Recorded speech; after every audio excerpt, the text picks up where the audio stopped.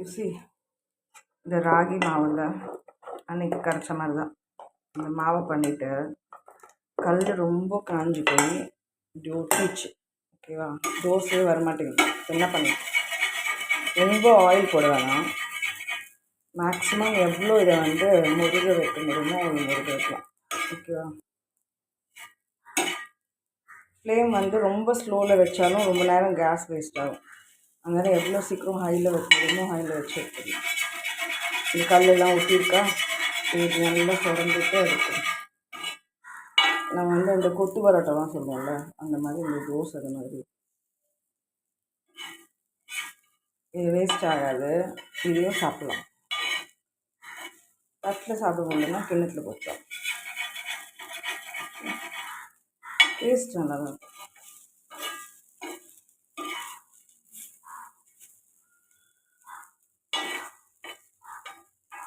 நேற்று போட்டோம்ல அந்த உருளைக்கிழங்கு அந்த இந்த மசாலாலாம், இது கொஞ்சம் எடுத்து அதோட போட்டு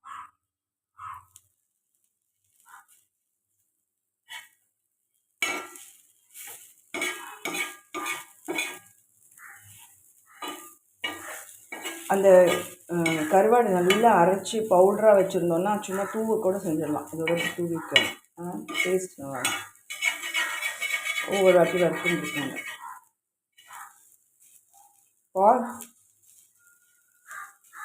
நல்ல வாசனை வருதா?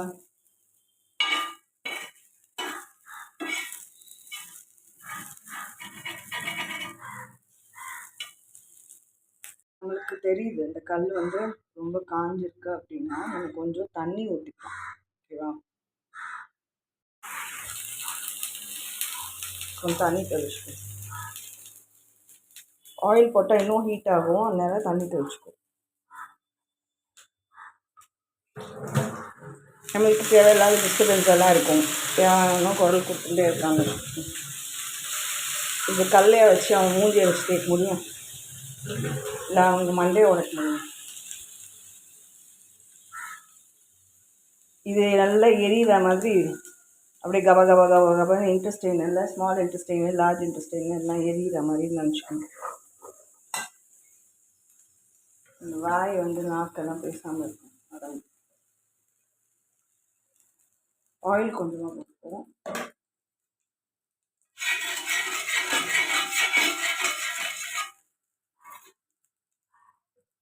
அவங்க வீட்டில் தின்ட்டு வந்துட்டு வெளியில் என்னென்ன வாசனை வருதுன்னு மோப்பம் பிடிச்சி சுற்றின்னு இருப்பாங்க. வேறு எங்கே பரப்புறது. இந்த மாதிரி எண்ணெயில் இப்படி போட்டு நல்லா பீச்சு எடுத்தோம்னா சரியாக இருக்கும். சமையல் செய்யும் போது அதெல்லாம் நினச்சிக்கணும்.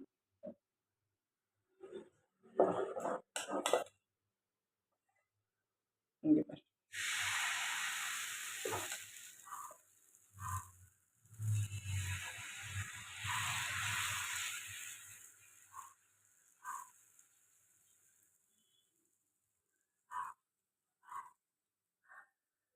எல்லாருக்கும் வாழ்க வளம் சொல்லாமல் யாரெல்லாம் நாசமாக போகணுமோ அவங்கெல்லாம் நாசமாக போட்டோம். நல்லதே செஞ்சால் கூட நாசமாக போட்டோன்னு இருக்கும். சாப்பிட்றதுக்கு கூட இந்த எண்ட் ஆஃப் மந்த்து சில பேருக்கு பிகினிங் ஆஃப் த மந்த் ஆகிடும்.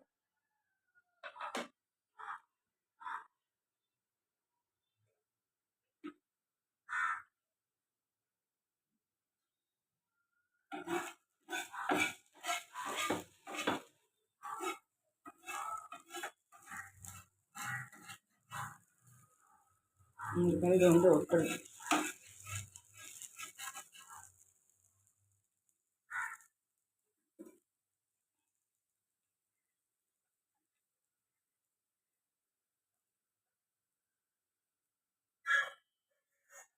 ஒரு பிளேட்டை போட்டு விடுங்க. கொஞ்ச நேரம் கழிச்சு அப்புறம் எடுத்துரு. Check this out. ஓகே, இதில் என்னென்ன இருக்குது? உளுத்த மாவு, ராகி மாவு, கோதுமை மாவு, மைதா மாவு, அது சொன்னல ஒரு கலவை, அது எல்லாமே இருக்குது. இதோட பார்லி கொஞ்சம் போட்டிருக்கேன், ட்ரை ஓட்ஸு. இப்போ இது ரொம்ப க்ளூவாக இருக்குது. இந்த ஒரு வேளை என்ன ஆயிடுச்சு, அந்த பேர்னா உளுத்த மாவு ஜாஸ்தி போட்டேன்னா என்னன்னு தெரில. ராகி அதிகமாக போட்டால் ட்ரை ஆகிடும். சரி, நம்ம இது வேணால் ட்ரை பண்ணி பார்க்கலாம். ஒரு முட்டையை போட்டு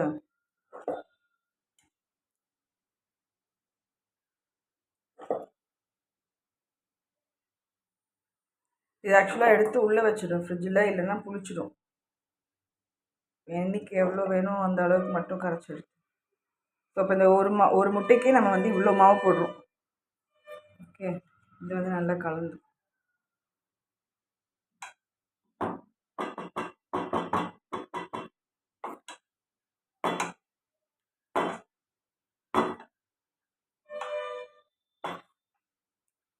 இதுவும் போட்டிருக்கேன், கருவேப்பிலையும் போட்டிருக்கேன், அரைச்சிட்டேன் கருவேப்பிலை, பச்சை மிளகாய் எல்லாம். ஓகே, குளுட்டனி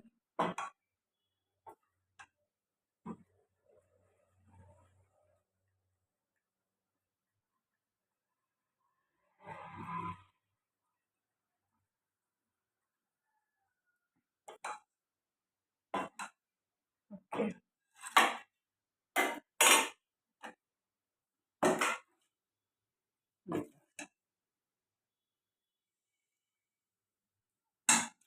கல் காயில், அதனால இது வந்து சவுண்ட் சரியாக வர மாட்டேங்குது. இல்லைன்னா இதுவே ஒரு நல்ல சவுண்ட். இது பாருங்க.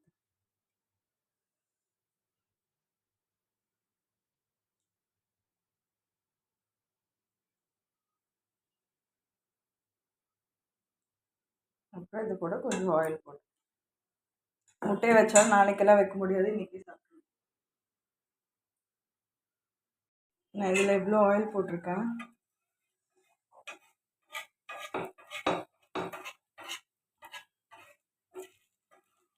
இது நம்ம கொஞ்சம் இப்படி எடுத்து விட்டோம்னா அந்த ஆயிலெல்லாம் நடுவில் போகும், ஊரை மட்டுமே இல்லை.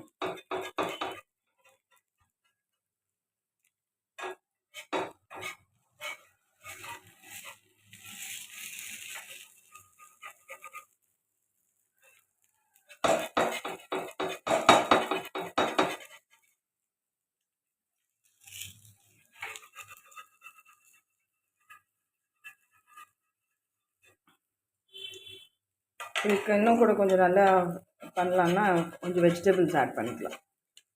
Carrot,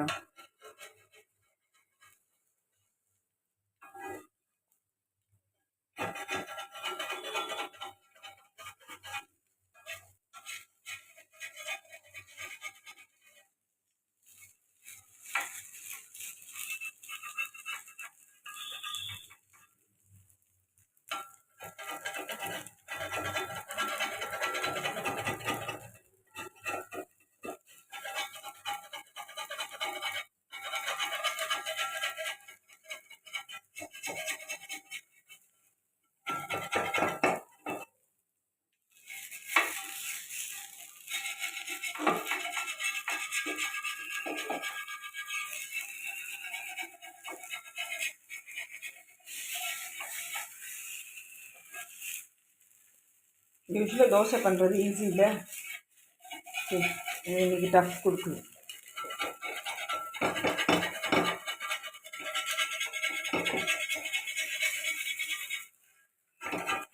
juice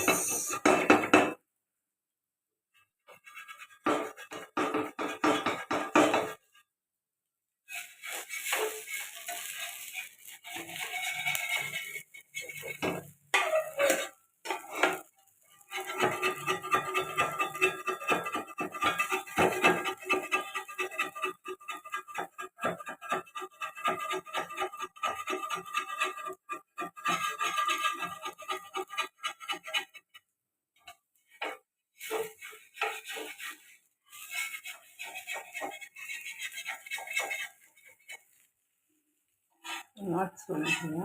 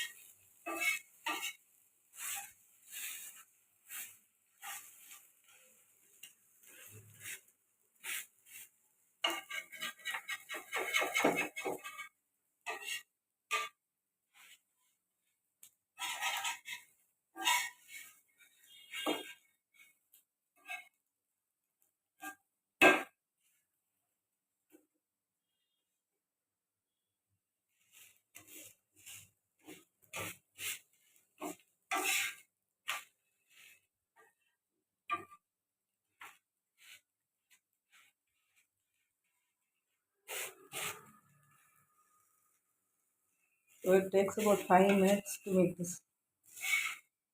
Yeah.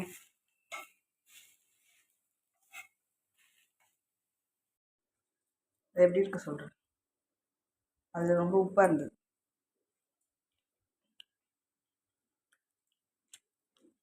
நல்லாயிருக்கு. ஆனால் ரொம்ப நேரம் ஆகக்கூடாது. கல் பதமாக இருந்ததுன்னா இது நல்லாயிருக்கு. முட்டை போட்டு பண்ணலாம். நல்லாயிருக்கு. இது ஃபஸ்ட்டு தான் அவ்வளோ நேரம் ஆச்சு. செகண்ட் ஒன்று இப்போ பார்த்துக்கிறோம்.